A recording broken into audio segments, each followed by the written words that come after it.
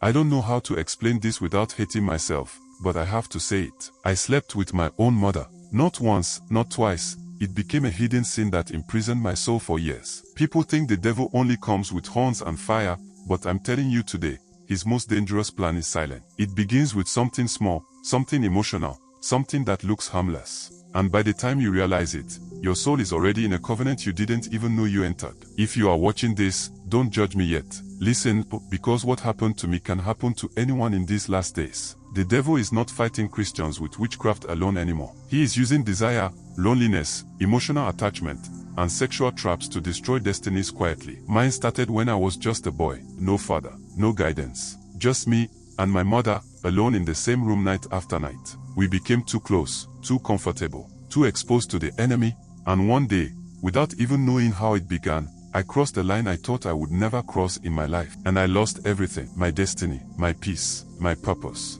my mother, even her life. I didn't know it then, but what I thought was a mistake was actually a demonic covenant, a carefully planned trap, one of Satan's last day strategies. And I fell for it. What you're about to hear is not an ordinary confession. It is a spiritual warning, a revelation of how the devil is targeting families in these last days, not through open evil, but through hidden sin and emotional manipulation. Before we continue, if you believe that spiritual deception is real, if you believe in exposing darkness with truth, don't watch this alone. Share this video now. Somebody's family may be on the edge of this same trap without knowing. Now, let's begin. I grew up in Cape Coast, Yabura, not the nice side tourists see. I'm talking about the part where life is raw, where people learn to survive before they learn to dream. My mother and I lived in a single rented room behind a carpenter's shop. The kind of room that reminded you every day that poverty wasn't just a situation, it was a system you had to fight through. When it rained, water leaked from the ceiling and poured into a yellow plastic bowl in the middle of the room. At night, we prayed not for miracles, but for the mosquitoes to spare us enough sleep to face the next day. That was life. My life. And through it all, it was just me and my mother. I never knew my father. My mother avoided that topic like a plague. Anytime I asked who he was, she would go quiet and say, "Some truths don't bring peace, my son. Some only open wounds." So I stopped asking. She was my world, and I was hers. Whatever pain she carried about my father, I didn't want to add to it. My mother sold smoked fish at Kotokoraba market. Her hands always smelled of fire and fish, and I used to complain because other boys complained that I smelled like the market. But now, looking back, I realize, those hands fed me. Those hands protected me. Those hands carried my destiny long before I had one. We were close. Too close, only I didn't know it then. I didn't understand that there is a level of closeness between a mother and son that can become dangerous if boundaries are not drawn. Yes, dangerous. Because love without boundaries can become a door. And that door can be opened from the other side, by darkness. We had only one bed. Just one. When I was a child, it made sense for us to sleep together. But even when I grew older, nothing changed.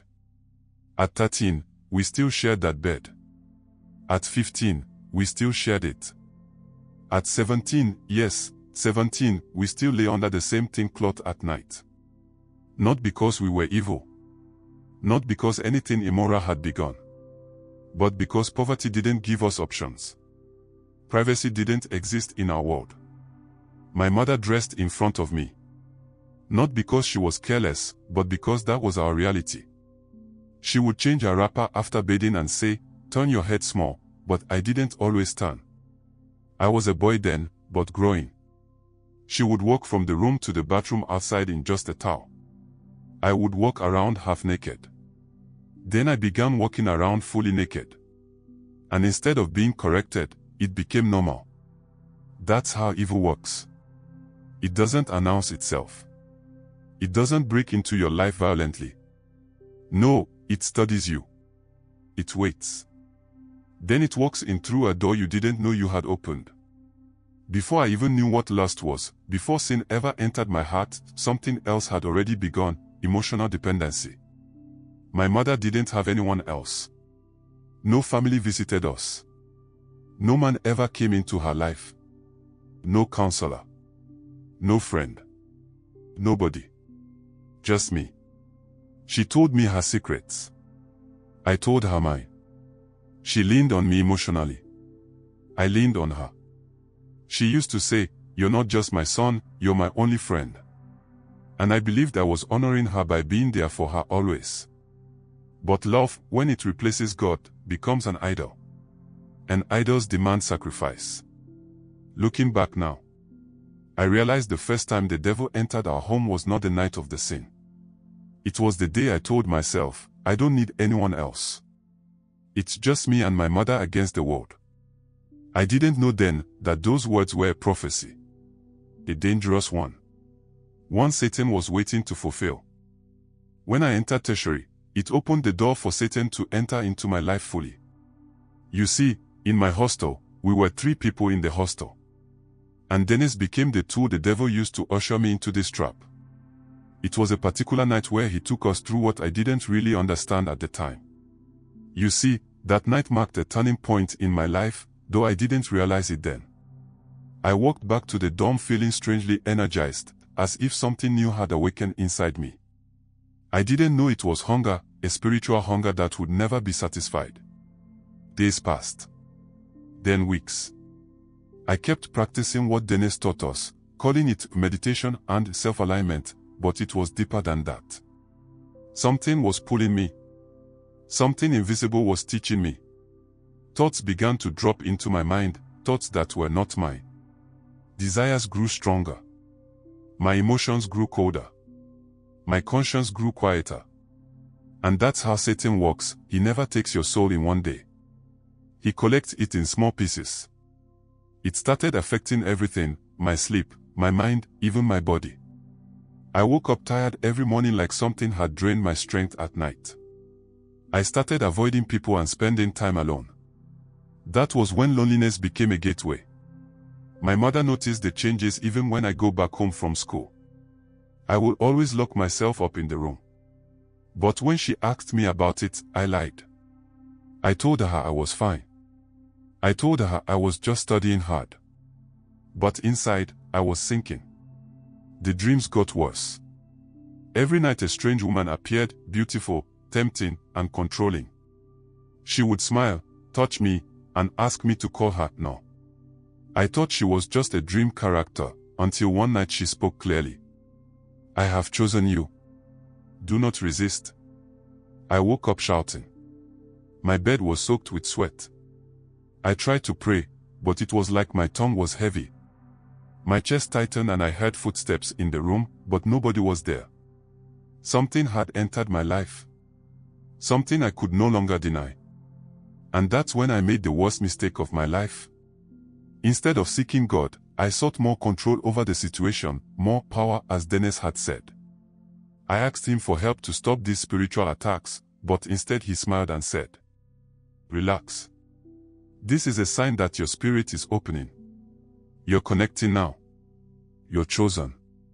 Chosen. That same word from the dream woman, I have chosen you." That night, he introduced me to someone, a man none of us called by name. Everyone simply called him Master Ibo. He wasn't a student. He didn't even look like someone who belonged near a school. But the moment he looked at me, just one look, I felt exposed, helpless, like he could see inside my soul. He took a good look at me and said, "You're already marked. You've been accepted. But you must prove your loyalty." Loyalty to what? Accepted by who? Before I could ask, he handed me a small black string and said, "Tie this on your wrist. Before you sleep, call her by name." Her. Who was her? But I already knew. The woman from my dreams. No. And that night, for the first time, I called her. Willingly. That is how covenants begin, not by force, but by agreement. That night, she came again in my dreams. But this time, she didn't hold me softly. She claimed me, branded me, marked me. And when I woke up, I saw something terrifying. The string on my wrist was gone. In its place, a symbol had appeared. A mark I had never seen before, burned into my skin. And that was the night I lost my free will. When I woke up that morning and saw the strange mark burned into my skin, fear should have made me run. I should have cried out to God. I should have told someone, my mother, my pastor, anybody. But fear didn't drive me to God. Fear drove me deeper into the darkness that started chasing me. I went back to Dennis in anger. What did you people do to me? I asked. Instead of answering, he said something that sent cold through my bones. Once the sea calls you, you cannot run. I didn't understand what he meant. Sea? What sea? I had never even been to the beach often. But that same day, he said Master Ibo wanted to see me. We met in an uncompleted building behind the school, my first time meeting them outside of campus. Master Ibo stood in the middle of the room and looked at me without blinking. He said, power doesn't come to those who fear. Power comes to those who obey. Tonight, you will meet your helper face to face. My heart froze. He pulled out a small metal basin filled with seawater. But how? We were in Cape Coast, yes, but this water didn't look normal. It had life inside it, movement, like something was swimming beneath. He asked me to kneel. He told me to place my right hand inside the basin. And the moment I did, it felt like something grabbed my wrist from inside. I tried to pull back but I couldn't. Something held me. Then a voice, not like anything human, rose from the water. A female voice. The same voice from my dreams. Now you belong to me. I was shocked. My mind went blank. My body shook. And Master Ibo said calmly, you have been accepted by the Marine Kingdom. Your destiny is now with us. Marine Kingdom. The words hit me like thunder. That was when I realized I had crossed a line I could never uncross. From that day, the spiritual world became real. I didn't need to believe anymore, I had seen it. I had felt it. I started waking up with sand on my feet and the smell of seaweed on my clothes, even though I hadn't been to the beach.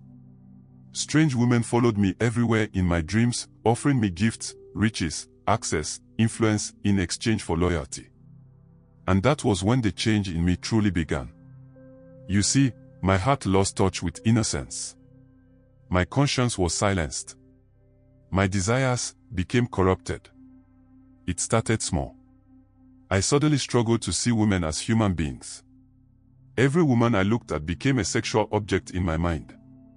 Lust wasn't a challenge anymore, it was a command inside me. It wasn't attraction anymore, it was hunger. Dark hunger. And I fed it. At first with strangers. Then classmates. Then neighbors. Always more. Never satisfied. I didn't know then that this was a trap. I didn't know I was being trained spiritually. Trained for destruction. Because when Satan wants to destroy you, he starts with your desires. And when Satan wants to destroy a bloodline, he begins with incest. It didn't start with my mother immediately. No, the devil is patient. He waits. He studies your weakness. Then he crawls inside it.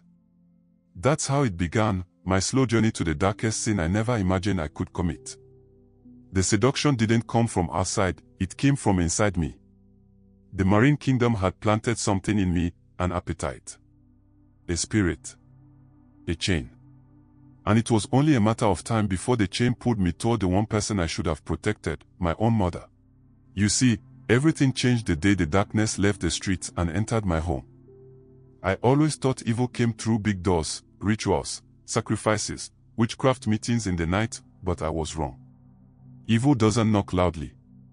Evil enters quietly, like a guest you didn't invite but allowed to stay. At this point in my life, I was already tied spiritually to the Marine Kingdom. Lust controlled me like oxygen, I needed it to function. I had become addicted to sexual sin the way others are addicted to alcohol or drugs. But even then, I still believed there were lines I would never cross. I still believed I had limits. I was a fool. The devil doesn't tempt you where you are strong, he waits patiently at your weakest door. It all started one Harmattan morning, my mother fell sick. It was sudden. She had always been strong, hardworking, beautiful in a quiet, simple way. But she collapsed while preparing porridge to sell. Neighbors rushed her to the hospital, and I left school to go be with her. The doctors said it was extreme fatigue and chest complications. They said she needed rest. She came back home weak, unable to move much. I began taking care of her, cooking, washing, even helping her dress. It felt good. It was the first time in my life I genuinely felt like a man. Like I was finally being useful to someone who had sacrificed everything for me. But it was also the moment the enemy saw a door, emotional vulnerability. Because we were alone. No father. No siblings. No uncles coming to check on us. Just me and her. Day and night. And lost love's isolation. At first, it felt normal. I would massage her legs when the pain was too much. I helped tie her headscarf. I fed her when she couldn't eat by herself. But slowly, boundaries began to fade, not physically at first, but emotionally. She started depending on me, not just for strength, but for comfort. And I started enjoying it, not just as a son, but in a way I didn't understand yet. Darkness had entered, not with touching, but with thoughts. Because sexual sin doesn't start with the body. It starts with the mind. One night, it rained heavily. Power was out. My mother couldn't sleep due to chest pain, so I stayed in her room. Around 2 a.m., she fell asleep, and I drifted off in a chair beside her bed. That was when I saw her again. The woman from the sea. She came in my dream wearing white, but her eyes were dark and deep like ocean trenches. She smiled at me. Walked around me slowly. Then whispered, "Power comes with sacrifice. You have given your body to us, now your bloodline must follow. Begin where love already lives." I woke up sweating, heart pounding. I didn't understand what she meant until I looked at my mother lying beside me. Peacefully asleep. Vulnerable. Close. Too close. That was the first night a dark voice whispered inside me, "She's just a woman. No one will know." I jumped up from the chair and ran outside. I stayed awake until sunrise, terrified of my own thoughts. My spirit was too polluted. I tried to fight, but I was already bound. A few days later, it happened, the moment the door to incest opened. My mother called me to help her sit on the bed. As I got close to pick her up, she held onto me tightly, breathing heavily. Her chest pressed against mine. My hands were around her waist. That moment should have ended in respect and care. Instead, it ended in lingering. I held her too long. She didn't pull back. We stayed there, staring at each other. Something unholy passed between us. Something entered. Something connected. Something awakened. And in that moment, I knew the altar had entered my home. That was the beginning. The first silent agreement. The first spiritual crack in the wall. The first step into a sin that would destroy us both. They say evil starts with a single step. That night, I took mine. My brother, my sister, this is not just a human story. This is how darkness enters families. This is how sin becomes a prison. This is how destinies are destroyed quietly, slowly, until it is too late to escape. Many people think spiritual attacks only begin with witchcraft, evil neighbors, or demonic altars, but sometimes, the most dangerous altars are built through sin. One decision. One secret. One doorway. And before you realize it, an entire bloodline is under spiritual arrest. This young man did not wake up one day and choose evil. No. Evil studied him, followed him, waited for the right moment, and entered legally. That is the strategy of darkness: corrupt the soul before it captures the destiny. And let this sink in, demons don't only attack with poverty, they attack with pleasure. Marine spirits don't always come through rivers, they come through lust, emotional attachment, and secret soul ties. The enemy doesn't fear people who go to church, he fears people who close their spiritual doors. This episode has ended, but his journey has just begun. Things are about to get darker before they get light. Because in episode 2, we will uncover the real spirit behind this bondage, the marine altar, the spiritual transfer, and what really claimed his mother's life. Before you leave, if this story has opened your eyes and you want to follow it to the end, subscribe so you don't miss the next episode. Like this video so YouTube recommends it to more people. Comment below, I am following this series. Turn on notifications so you don't miss episode 2. This is not entertainment. This is deliverance through truth. See you in the next episode. Stay awake. Stay discerning. Stay with God.